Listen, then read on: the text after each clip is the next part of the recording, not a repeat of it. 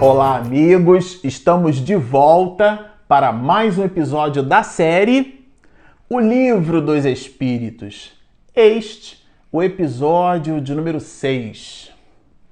Bom, para você que está nos acompanhando no canal, nós estamos estudando esse opúsculo maravilhoso, o Livro dos Espíritos, e já estamos iniciando o estudo da introdução da obra. Como dissemos no episódio passado, a introdução do Livro dos Espíritos tem 17 partes. Então, se você já imaginava que fôssemos mergulhar nas questões, felizmente ou infelizmente, vamos estudar com o mestre de Lyon as 17 partes que representam o consistente introito ao estudo desse opúsculo maravilhoso, que vai dividido depois por ele mesmo em 4 grandes partes, que ele chama de tábuas ou matérias, e ao final, na conclusão, se você tiver a deliciosa paciência e perseverança de continuar conosco nesta viagem, nós estudaremos os 9 itens que representam a conclusão da obra, o Livro dos Espíritos. Por uma coisa ou por outra, nos despedimos do episódio passado estudando o item 1. E agora vamos iniciar o estudo do item 2. No episódio onde estudamos, no item 1, as observações de Kardec, entendemos com ele a preocupação do mestre de Lyon em relação às terminologias. Vimos questões relacionadas à anfibologia, vimos a preocupação de Allan Kardec em cunhar uma expressão que é a espírita ou espiritista ou espiritismo, distanciando-se do verbete espiritualista. Explicamos estas mesmas questões, explicamos no episódio passado a valoração dos aspectos da filosofia, por que dizemos que o espiritismo possui um princípio filosófico dentro do seu tríplice aspecto, de maneira que agora no item 2 nós vamos continuar com estas mesmas preocupações de Allan Kardec em cima de terminologias, mas agora ele vai se ocupar no item 2 com o estudo da palavra alma. Ele se ocupa bastante aqui conosco em cima desse verbete, em cima dessa expressão, dizendo assim: a outra palavra acerca da qual importa igualmente que todos se entendam. E que palavra é essa? Destacamos aqui na imagem, é a palavra alma. E ele vai apresentar para esta palavra 3 grandes acepções, ou significados, ou valorações. Quando falamos sobre alma, sobre o quê? Qual é o significado? O que é que nós estamos querendo dizer, né? Que ele vai chamar, inclusive, de aplicação particular. Bom, num primeiro momento, e é bem curiosa essa anotação de Allan Kardec, ele vai expedir uma linha de raciocínio sinalizando que os materialistas também se utilizam dessa palavra para explicar determinadas questões. Ele fala, inclusive, faz uma associação de um determinado instrumento sem cordas, que seria imagina um instrumento como um violão, uma viola, um violino, um instrumento com cordas. E esse instrumento sem as cordas seria um instrumento sem alma. E essa expressão é uma expressão que não carrega aquele significado que a gente pode, num primeiro momento, depreender ou buscar depreender do que seria efetivamente o próprio significado da palavra alma. Então ele vai se ocupar dessas questões e vai nos dar 3 visões a respeito da possível definição quando empregarmos a palavra alma como fazendo parte de um conjunto de terminologias, quando aplicarmos a palavra alma querendo expedir um determinado significado. Bom, ele já vai começar dizendo: segundo uns, a alma é o princípio da vida material orgânica. Então, um animal vivo, a gente diz assim, ele tem alma. E esse é um princípio, é uma ideia que o materialista também possui. Então, se aquele animal está morto, ele está sem alma. Essa é uma visão que Allan Kardec propõe. Ele, inclusive, vai nos dizer assim: de conformidade com essa opinião, a alma seria o efeito e não a causa. Porque a manifestação da vida é aquilo que nós chamaríamos de alma. Então, um objeto orgânico inanimado, sem vitalidade, ele vai trabalhar Kardec a ideia do princípio vital mais adiante, mas inanimado, esse organismo não possuiria alma. Então essa é uma primeira acepção da palavra alma que o mestre de Lyon vai trabalhar conosco, vai nos fazer perceber. Então a alma é o princípio da inteligência, né? Isso outros pensam. Agente universal do qual cada ser absorve uma certa porção. Bom, no episódio passado nós falávamos de alguns princípios ou de algumas correntes filosóficas e aqui ele já vai sugerindo uma ideia ligada ao panteísmo, como se a alma fosse um gasofilácio cheio de moedas e uma daquelas moedas representaria uma porção do todo como fazendo parte de uma alma. Então aqui esse princípio da inteligência, né, esse agente universal, é esse princípio filosófico ligado ao monismo. Quando falamos de Demócrito, e a gente citou o exemplo no episódio passado do átomo, a gente lembra muito essa ideia do monismo, ou seja, que tudo vem de um único lugar. Então, tudo que existe de animado e de inanimado, de material, de imaterial, não importa se é físico ou se é metafísico, tudo vem de um único lugar. E esse único lugar, esse princípio é um princípio, uma escola filosófica que a gente vai chamar de monismo, essa ideia da coisa única. E Allan Kardec faz uma associação da alma como fazendo parte dessa acepção, desse agente universal. Ou seja, ele expede aqui, né, na imagem vocês vão observar, aquilo que ele mesmo vai chamar de fonte comum, essa matéria única. Então isso seria a abordagem que Allan Kardec vai expedir como sendo um dos entendimentos da palavra alma. Mas ele continua, ele vai ampliar esta visão, inclusive citando o panteísmo dentro da visão do monismo, como se nós, então, possuíssemos uma alma, mas essa alma é uma porção do todo, essa ideia de panteísmo, que é uma variação do monismo, e Allan Kardec vai apresentar essa linha de raciocínio quando nos diz assim: dentro desta opinião, a alma universal seria Deus, e cada ser um fragmento da divindade, simples variante do panteísmo. Aqui a gente não vai entrar nas relações do panteísmo, a gente não vai explicar agora estas mesmas características, porque, inclusive por disciplina, Allan Kardec ele está se ocupando no item 2 em explicar as acepções da terminologia alma. Depois, mais adiante, com o próprio Allan Kardec, ele mesmo vai fazer esse trabalho, ele vai explicar a ideia do panteísmo. Aliás, na primeira parte do Livro dos Espíritos, a gente vai estudar juntos estas mesmas questões e depois, no desdobramento da própria obra, da própria introdução, ele vai expedir comentários nesse sentido. Então eu não vou antecipar os comentários de Kardec, nós vamos seguir a linha de raciocínio dele para a gente não abrir uma árvore B+, e a gente então se perder nos ramos, perdendo o tronco principal, que é a ideia colocada por Allan Kardec. Ele então vai dizer que a palavra alma, nesse caso, está associada a um princípio monista, que é esse princípio que também deriva do panteísmo, pode ser entendido sim como panteísmo, como sendo a alma uma parcela do todo e como sendo Deus a reunião de tudo e nós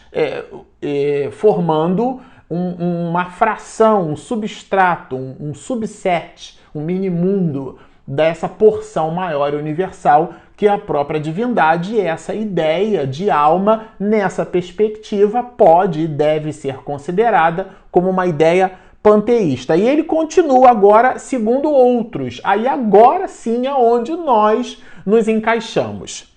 Segundo outros, finalmente, a alma é um ser moral. Muito elegante essa definição, olha.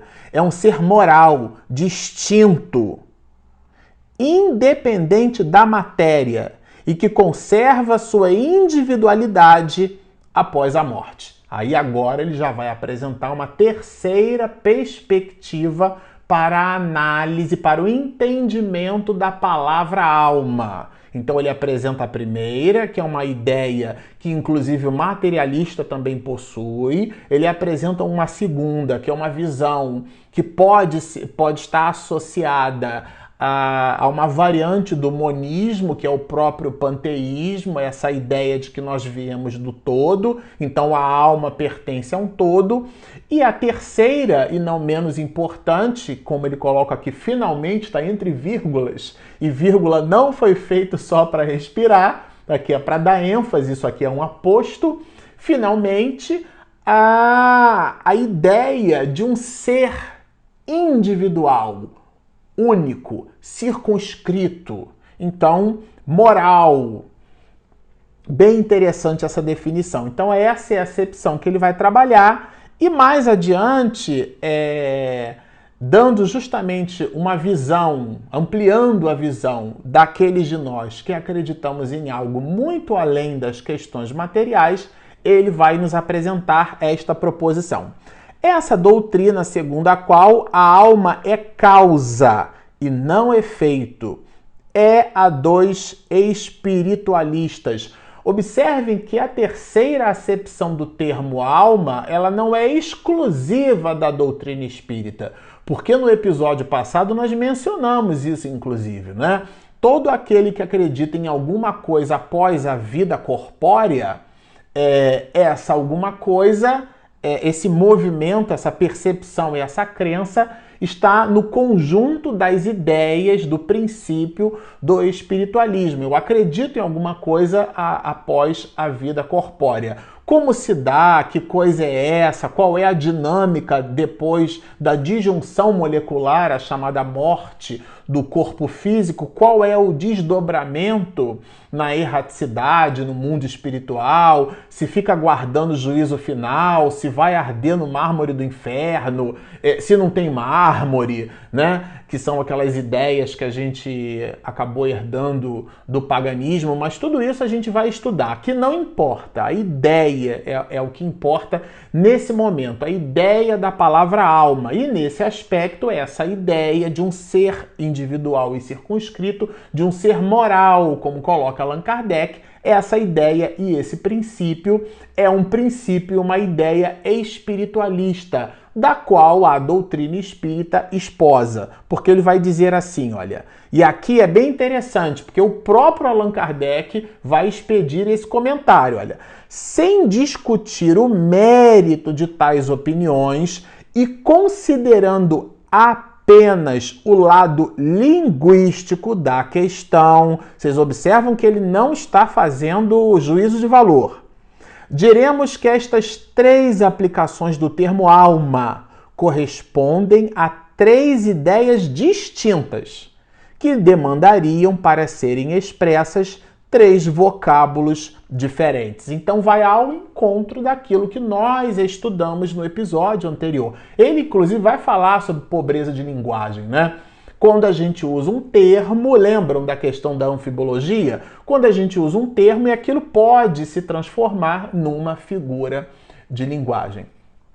Bom, mas continua aqui Allan Kardec, né? Ele vai nos dizer assim, em relação a essas questões, olha, o mal está em a língua dispor somente de uma palavra para exprimir três ideias. Então, aqui é bem interessante isso.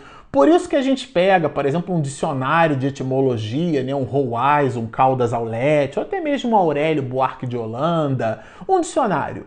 E a gente observa que existem muitas palavras. Por que a gente tem sinônimo? Porque as palavras, elas possuem a sua carga, o seu significado, a sua valoração, a sua importância. E o entendimento, a usabilidade, o domínio das palavras cria e amplia a nossa assertividade no nosso raciocínio, no nosso entendimento.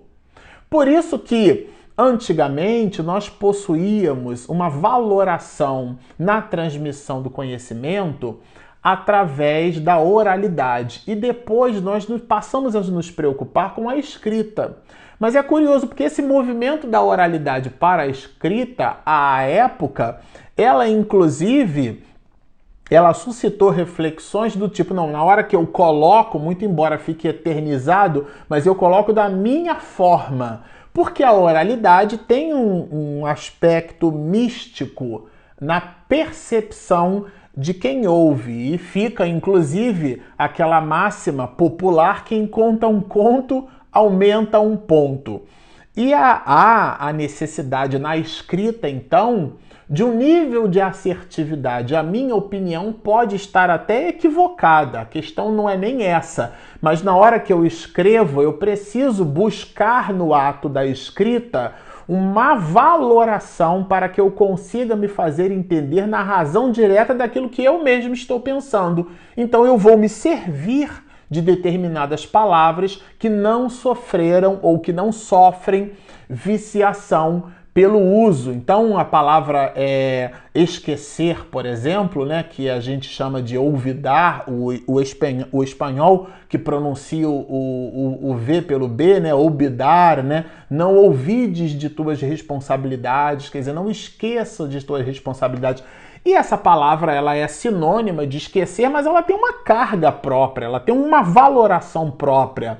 Ela tem uma construção própria, um valor etimológico que, colocada naquela sentença, traz uma carga específica de significado. E é justamente isso que Allan Kardec vai expedir em relação à palavra alma, porque é uma mesma palavra com possibilidades de significado plural, e isso pode deturpar, deformar, né, o objetivo de uma determinada explanação, e logo no item 2 ele vai mencionar que isso pode representar uma encrenca, e ele então busca os afluentes dessas definições e as expede aqui no item 2, e justamente vai separar uma coisa da outra, né? Sem entrar no mérito das opiniões. Ele está especificamente falando do aspecto linguístico, está pontuando que usarmos uma mesma palavra para mais de uma coisa, isso cria prejuízo na definição desta mesma coisa, né? Então aqui ele fala de restringir-se à acepção do termo alma. E que restrição é essa? Aqui ele vai chamar de alma, que é a conceituação última que ele vai nos fornecer, a da individualidade após a disjunção molecular, aquilo que nós chamaríamos então de morte, porque não há morte, só há vida. E ele vai dizer, então, desse movimento que reside e sobrevive ao corpo. Ele está falando da essência, do ser imortal. Esse ser imortal, moral, individual, que não volta para um todo, nem se desfaz com a disjunção molecular, como acredita o materialista, é isso que Allan Kardec vai definir como sendo alma. Bem interessante. E essa alma, para nós não confundirmos a instrumentalidade orgânica como municiada de vitalidade orgânica, ele vai citar o princípio vital, né? O princípio da vida material e orgânica. Por quê? Porque vai nos dizer Kardec, pode existir vida orgânica sem existir manifestação inteligente desta mesma vida orgânica. Ele mesmo coloca isso, né? Pode haver vida com exclusão da faculdade de pensar. Aí a vida biológica. São os seres eucariontes, os seres procariontes, são as amebas, os seres unicelulares.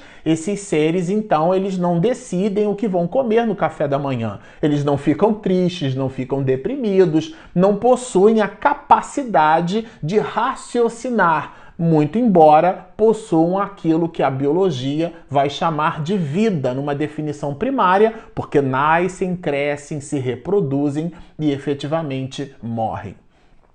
Bom, e ampliando essas percepções da vida orgânica, Allan Kardec vai falar um pouquinho aqui do princípio vital. O princípio vital é uma propriedade da matéria. Aqui, muito cuidado, não vamos tomar o efeito pela causa, como ele mesmo diz, né?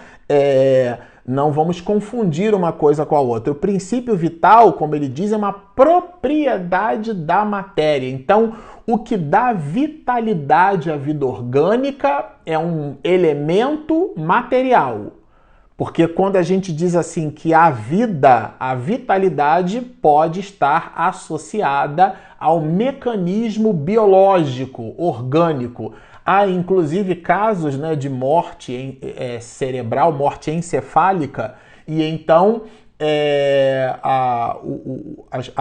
o corpo é sustentado por instrumentos, mas não há, do ponto de vista da medicina, a vida da forma como nós a entendemos, a manifestação da inteligência, muito embora os instrumentos, do ponto de vista biológico, possam ser mantidos através de instrumentação. E ele faz a pontuação desse princípio vital nessa perspectiva. E trabalhando as variantes dos aspectos materiais, ele vai falar do fluido vital. O fluido vital que, na opinião de alguns, em nada difere do fluido elétrico animalizado, ao qual também se dão os nomes de fluido magnético, fluido nervoso e etc., porque derivam deste. Isto é, são explicações de Allan Kardec em relação à vida biológica, à vida orgânica, dissociando da manifestação inteligente dentro daquela mesma vida biológica, dentro daquela mesma vida orgânica.